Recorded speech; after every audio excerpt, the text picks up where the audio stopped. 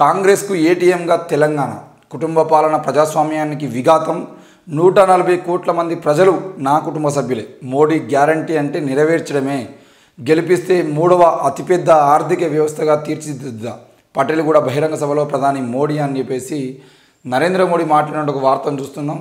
మరి కాంగ్రెస్కు ఏటీఎంగా తెలంగాణ అని చెప్పేసి ఈరోజు నరేంద్ర మోడీ మాట్లాడుతున్నారు. మరి భారతదేశం ఎవరికి ఏటీఎంగా మారింది అనే విషయాన్ని మాత్రం చెప్పలేకపోతున్నాడు.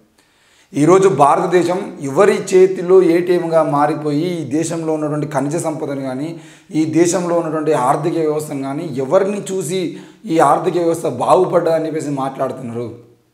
ఈరోజు మీ చేతిలో మీడియా సంస్థలను పెట్టుకొని మీ చేతిలో అక్కడ ఉన్నటువంటి అధికారులను పెట్టుకొని మొత్తంగా ఆర్థిక వ్యవస్థ మొత్తం బాగుపడింది అని చెప్పేసి రిపోర్ట్లు రాయించుకొని అదే రిపోర్ట్ను ప్రపంచ ఆర్థిక వ్యవస్థకు చూయించి మా దేశం బాగా అభివృద్ధి చెందిందని చెప్పేసి డబ్బాలు కొట్టుకునే బ్యాచ్ ఏదైతే ఉందో అది ఈరోజు బీజేపీ పార్టీ. పూర్తిగా బీజేపీ పార్టీకి భారతదేశం ఏటీఎంగా మారింది అనే విషయాన్ని మాత్రం ఎందుకు ఒప్పుకోలేకపోతున్నారు?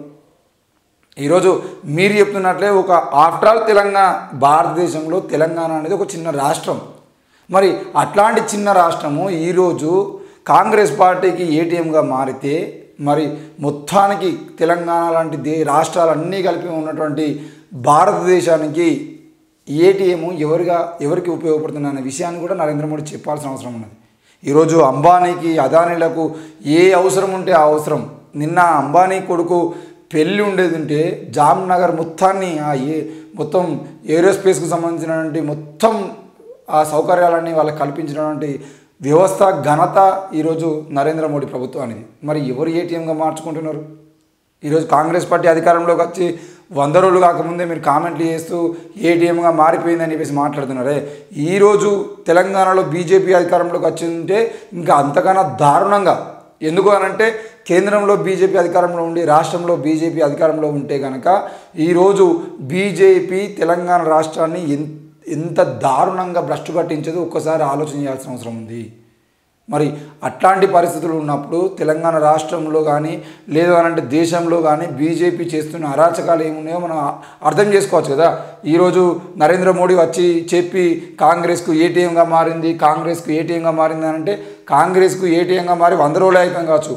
నీకు ఈ దేశం ఏటీఎంగా మారి దాదాపు 10 సంవత్సరాలు అవుతుంది. 10 సంవత్సరాల నుండి నువ్వు నల్లధనం వెనక్కి తీసుకొస్తా అని చెప్పేసి నోట్ రద్దు చేసి ఆ కొత్త 2000 రూపాయల నోట్లను తీసుకొచ్చి ఇప్పటికీ మీ బీజేపీ నాయకుల ఇండ్లలో తప్ప ఎక్కడ కూడా ఆ 2000 రూపాయల నోటు బయట కనబడేటువంటి పాపాన పోవట్లేదు. ఇప్పుడు లోక్సభ ఎన్నికలకు ముందు మీరు దాచిపెట్టుకున్నటువంటి 2000 రూపాయల నోట్లు ఏవైతే ఉన్నాయో ఆ 2000 రూపాయల నోట్లు మొత్తం బయటకు వస్తాయి.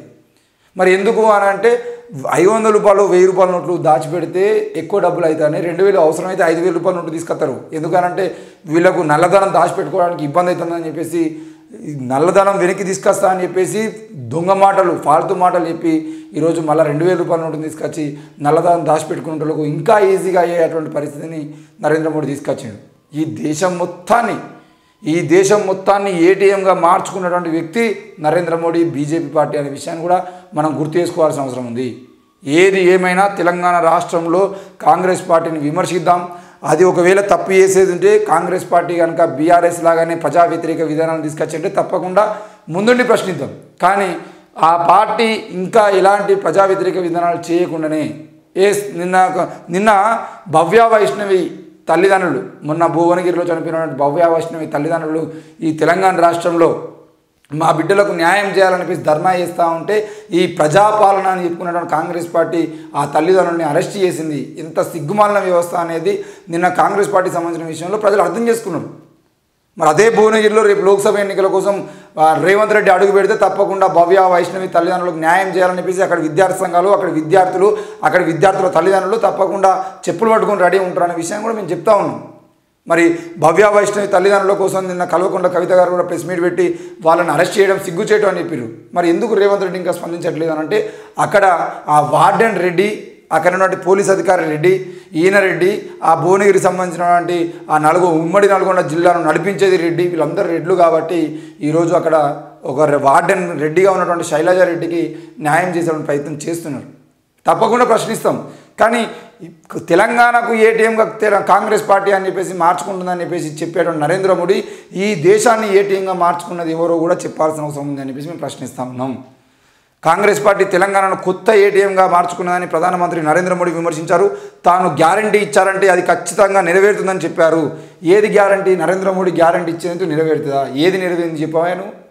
ఒక్కో గ్యారంటీ ఎస్ నరేంద్ర మోడీ అనే నేను ఈ దేశంలో బంగారు మొత్తం దేశం మొత్తాన్ని వెలిగిపోయేలా చేస్తా అని చెప్పారు. ఎక్కడ వెలిగిపోతుందో ఒకసారి చూపించండి. ఉత్తరప్రదేశ్లో కానీ, గుజరాత్లో కానీ, నినాకమైన మణిపూర్లో కానీ ఆడవాళ్ళని నగ్నంగా ఊరేగిస్తూ ఉంటే మౌనంగా ఉన్నటువంటి సిగ్గుమాలిన వ్యక్తి ఎవరు అన్నారంటే ఆయన ఒక ప్రధానమంత్రి మాత్రమే.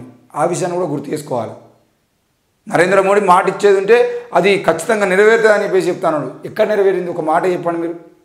ఒక్క మాట ఇంకో నోటు రద్దు చేస్తా అన్నా, నల్లధనం వెనక్కి తీసుకొస్తానా, వెనక్కి తీసుకొచ్చినవా లేదా?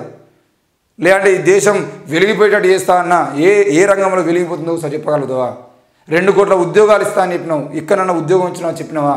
ఎక్కడ అసలు భారతదేశం ఎక్కడ వెలిగిపోతుంది? దేనికి సమానం ఉండదు. ఏమనంటే వట్టి జూటా మాటలు మాట్లాడుకుంటూ దేశాన్ని మొత్తాన్ని సర్వనాశనం చేసేందుకు ప్రయత్నం చేస్తున్నాడు తప్పించి ఏముండదు అనే విషయాన్ని మనం కూడా అర్థం చేసుకోవాలి. మరి బీఆర్ఎస్ అవినీతిపై కాంగ్రెస్ ఎందుకు చర్యలు తీసుకోవట్లేదు అని అంటే 10 ఏళ్ళుగా బీఆర్ఎస్ పాలనలో ఉన్నప్పుడు మీరు అధికారంలో ఉండి కేంద్రంలో మీరు తీసుకున్న చర్యలేంది? మీరేమో పొత్తులు పెట్టుకుంటారు, మీరేమో కేసీఆర్, కవిత, కేటీఆర్, హరీష్ రావులతో మంచి సంబంధాలు కొనసాగించుకుంటారు.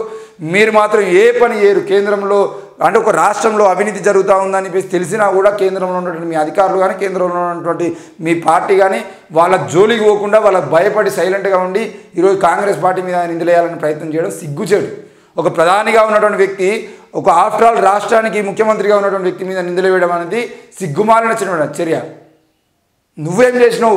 ఈ తెలంగాణ రాష్ట్రాన్ని 10 ఏళ్ళుగా కేసీఆర్ ప్రభుత్వం అత్యంత దారుణంగా దోచుకుంటా ఉంటే, వాళ్ళ ఎమ్మెల్యేలు, ఎంపీలు, వాళ్ళ మినిస్టర్లు ఇక్కడ కబ్జాలు చేస్తూ ఉంటే, ఇక్కడ దోపిడీ చేస్తూ ఉంటే, ఇక్కడ దారుణాలు చేస్తూ ఉంటే కేంద్రంలో అధికారంలో ఉన్నటువంటి మీ పార్టీ ఏం చేసిందో చెప్పండి.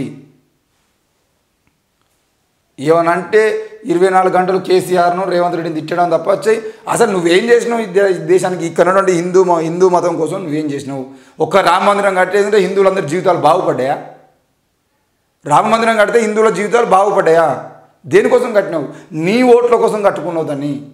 అంతేకొని ఈ దేశంలో ఉన్నటువంటి రామభక్తులకు ఇలాంటి లాభం జరగలేదు. ఈరోజు అక్కడ ఉన్నటువంటి ఆదివాసులు కానీ, అక్కడ ఉన్నటువంటి ముస్లింలు కానీ ఈరోజు రామ మందిరం పేరుతో మీరు చేస్తున్నటువంటి అరాచకాలు ఏవైతున్నాయో వాటన్నిటికీ వ్యతిరేకంగా వాళ్ళు ఇప్పుడు ఎన్ని ఇబ్బందులు పడుతున్నారో అక్కడ అయోధ్యకు పోయి చూసేంటి అర్థమవుతుంది కదా.